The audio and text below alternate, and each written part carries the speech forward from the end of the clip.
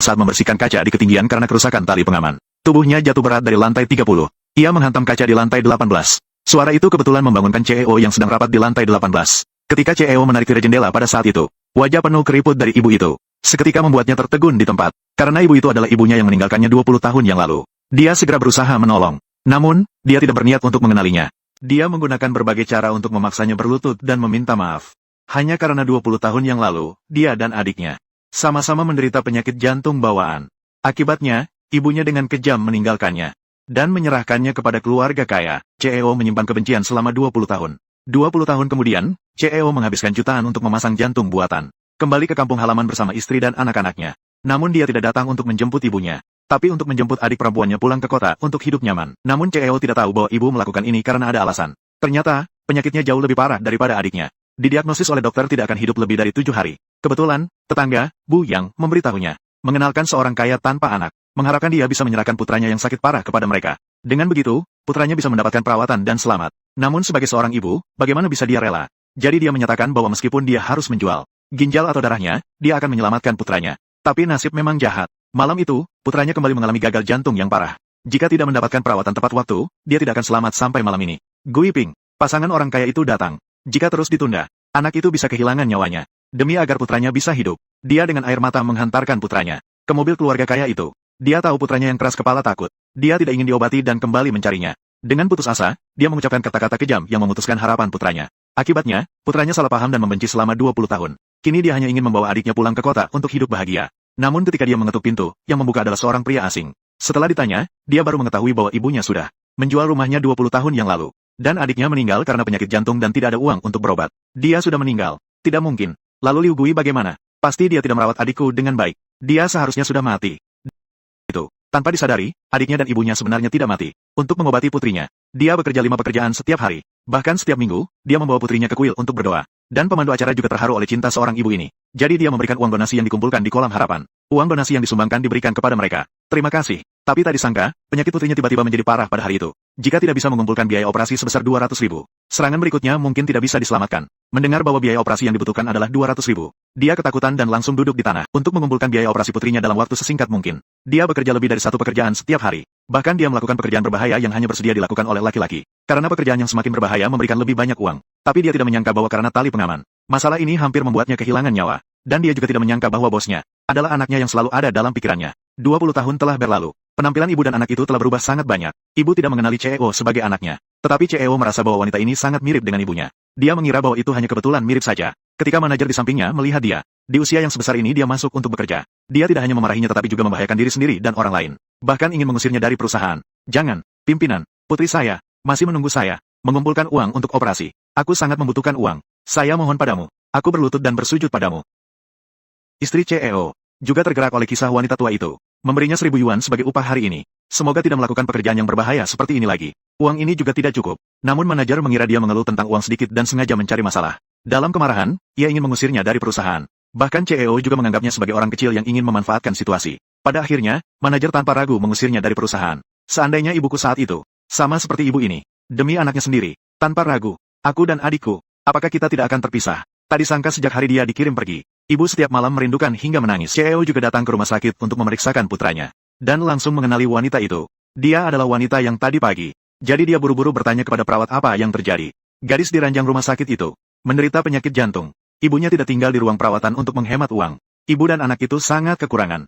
Hingga sekarang biaya operasi masih tidak cukup terkumpul. Setelah mendengar pernyataan perawat itu, barulah dia tahu bahwa tadi pagi adalah kesalahpahaman tentang wanita itu. Atur mereka sebuah ruang perawatan. Biaya akan saya tanggung. Dengan begitu, perawat membawa gadis itu ke ruang perawatan. Setelah putrinya pergi jauh, ibu memegang mie instan sisa yang dimakan putrinya. Bersembunyi di tempat yang sepi. Menggunakan mantou untuk mencelupkan ke sup mie instan dan memakannya satu suapan demi satu suapan. Adegan ini membuat keluarga CEO sangat terharu. Jadi dia memberitahu asistennya untuk memberitahu rumah sakit, mengurangi sebagian biaya operasi putrinya. Namun yang mengejutkan semua orang, kondisi gadis itu kembali menyerang di siang hari. Setelah diagnosis dokter, operasi harus dilakukan malam ini. Jika tidak, risiko kematian bisa datang kapan saja. Namun saat dia bersiap untuk mengumpulkan uang, dia dipanggil oleh putrinya, dan memberikan jimat perlindungan yang sama dengan kakaknya kepada ibunya. Karena jimat perlindungan ini adalah tanda pengakuan mereka dengan kakak. Bu, jika aku mati, kamu harus menemukan kakakku. Namun ibunya dengan tegas memberitahunya bahwa tidak akan ada yang salah. Kemudian dia berlutut dengan jimat perlindungan di pintu rumah sakit. berharap ada orang baik yang akan memberikan bantuan untuk menyelamatkan putrinya. Namun yang tadi duga saat CEO keluar, tiba-tiba dia menyadari jimat perlindungannya hilang. Itu adalah jimat perlindungan yang diberikan ibunya untuknya dan adiknya. Akibatnya, gerakan wanita saat menyimpan uang.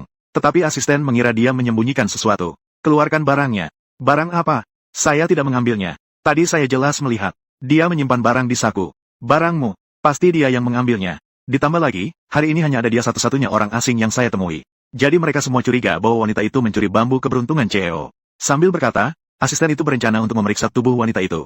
Meskipun saya miskin, tapi saya punya harga diri. Saya pasti tidak akan mencuri. Apa yang kamu lakukan? Kebetulan, asisten benar-benar menemukan di saku wanita itu sebuah bambu keberuntungan. Ketua Qin, sudah ditemukan. Itu bukan milik kalian. Segera kembalikan pada saya. Itu barang milik saya sendiri. Saya melihat kamu kasihan. Selalu bersabar padamu. Saya tidak menyangka bahwa tanganmu begitu kotor. Bibi, bagaimana kamu bisa begitu? Sungguh beruntung suamiku mencari direktur rumah sakit untuk membantu mengurangi biaya operasi putrimu. Kamu membalasnya seperti ini. Dia menjelaskan bahwa dia tidak mencuri. Tapi tidak ada yang percaya. Lagi pula, barang itu memang ditemukan di dirinya. Akhirnya, dia bahkan ditendang oleh asisten hingga terjatuh. Dan akan melaporkannya untuk menangkapnya. Karena barangnya sudah ditemukan. Mari kita pergi. Tapi bagaimana wanita itu bisa membiarkan mereka pergi? Karena itu adalah satu-satunya tanda pengenal antara dia dan putranya. Akhirnya, mereka mengira wanita itu ingin uang. Namun CEO tetap melempar 1000. Sebuah balok berat melayang dan mengenai wajahnya. Dan memperingatkan bahwa, ambil 2000 ini dan pergi. Jangan pernah muncul lagi di pandanganku. Aku tidak ingin melihatmu lagi. Tidak, kamu tidak bisa pergi. Kembalikan barangku padaku. Kembalikan padaku. Meskipun wanita itu memohon dengan berbagai cara, CEO tetap berbalik dan pergi tanpa melihat ke belakang. Setelah kembali ke rumah, maka dia meminta asistennya untuk memberitahu direktur rumah sakit agar membatalkan ruang VIP wanita. Jika mereka tidak dapat mengumpulkan biaya operasi, maka mereka akan diusir. Dan saat itu, Yang Sen dari kampung halaman dipanggil. Ternyata pada hari itu CEO mengetahui bahwa ibunya dan adik perempuannya telah meninggal. Maka dia meminta asistennya untuk menemukan, yang membawa dirinya kepada keluarga kaya, Yang Sen. Ingin mengetahui keadaan ibu dan adiknya dari mulutnya. Yan Wen, apakah kamu masih marah tentang kejadian tersebut? Marah? Meninggalkan anaknya sendiri. Apakah saya seharusnya bersyukur kepadanya? Berterima kasih. Situasi bukan seperti yang kamu kira. Pada waktu itu, ibumu juga memiliki alasan yang sulit. Maka Yang Sen menceritakan semua tentang dirinya yang tidak bisa bertahan hidup beberapa hari. Sampai terpaksa mengirimnya kepada orang lain. Sebelum mengirimmu, dia berkata, bahkan jika harus menjual darah atau ginjal, dia akan berusaha menyembuhkan kalian berdua. Tapi waktu tidak menunggu siapapun. Penyakitmu tidak bisa ditunda. Apa yang kamu katakan itu benar. Seandainya dia menemukan ibu dan adiknya lebih awal, mereka tidak akan mati. CEO yang mengetahui kebenaran baru menyadari bahwa dia telah salah paham tentang ibunya. Dia memukul diri sendiri karena merasa bersalah. Seandainya dia menemukan ibu dan adiknya lebih cepat, mereka tidak akan mati. Sementara itu, ketika anak laki-laki sedang merapikan mainannya di kamar, tiba-tiba menemukan bambu keberuntungan ayah. Maka dia segera membawa bambu keberuntungan itu kepada ayah. Ketika CEO melihat bambu keberuntungan di tangan putranya yang persis sama dengan yang ada di tangannya.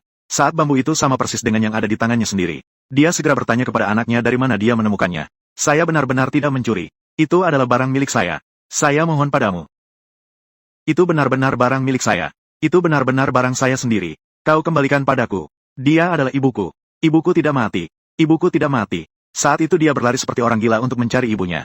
Memikirkan tentang luka yang baru saja dia berikan kepada ibunya. Dia bahkan ingin bunuh diri. Ibu, adik perempuan, kalian harus menungguku. Tapi CEO lupa satu hal. Yaitu baru saja meminta asisten untuk memberitahu direktur rumah sakit untuk mengusir ibu dan adiknya yang tidak memiliki uang dari rumah sakit. Dan di sisi ini, direktur rumah sakit juga sudah mengikuti perintah untuk mengusir mereka. Jika ingin melakukan operasi untuk putrimu, minta tolong kepada Sang. Kami juga tidak bisa membantumu. Tuhan. Kenapa kau harus memperlakukan aku seperti ini? Ibu yang kecewa dan tak berdaya, hanya bisa berjalan pulang di malam hujan sambil menggendong putrinya. Dia berencana menunggu sampai putrinya mati. Lalu dia akan mengikuti putrinya. Saat itu, CEO akhirnya datang dengan mobilnya. Saat dia melihat ibunya menggendong adiknya, dia baru menyadari betapa tidak berbakti dirinya. Dengan penuh penyesalan, ia langsung berlutut di belakang ibunya. Ibu,